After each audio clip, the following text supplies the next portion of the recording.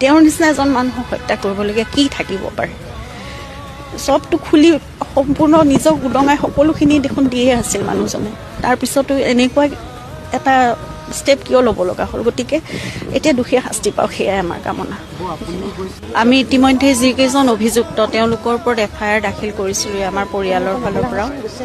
গতিকে যেনেকৈ আমি আশা কৰিছিলোঁ সেইমতে তদন্তৰ কাৰ্যখিনি সম্পাদন হৈছে। সেইকাৰণে আশা কৰা মতে হোৱাৰ কাৰণে আমাৰ ভাল লাগিছে। আৰু খুব মানে বহুত কষ্ট কৰি তদন্তকাৰী দলটোৱে গোটেইখিনি SIT সেইখিনি ইমান দিন ধৰি কৰিলে। গতিকে আমি তেওঁলোককো ধন্যবাদ জনাইছোঁ আৰু ৰাইজে আশা কৰা মতেই সেইখিনি ফল ওলাইছে।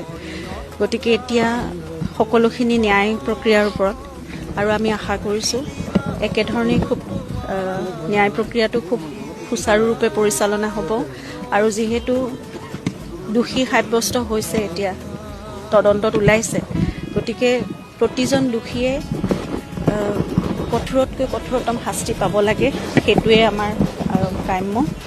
আৰু ন্যায় ব্যৱস্থাটো খুব ভাল হ'ব বুলি আমি ভাবিছোঁৱেই।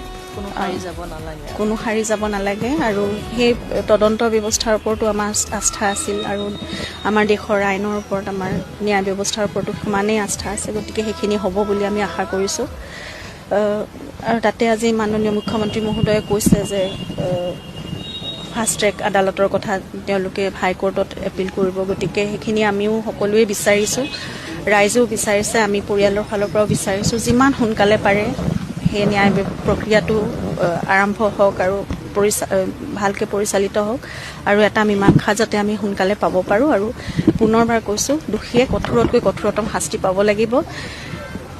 আমাৰ গোটেই মানে আমাৰ ঘৰখন থানবান হ'ল, গোটেই অসমৰ ৰাইজে সেই বস্তুটো সেয়াই বিচাৰি আছে যে কেনেকৈ জুবিন গাৰ্গৰ দৰে এটা সত্তা এনেকৈ নোহোৱা হৈ যাব পাৰে।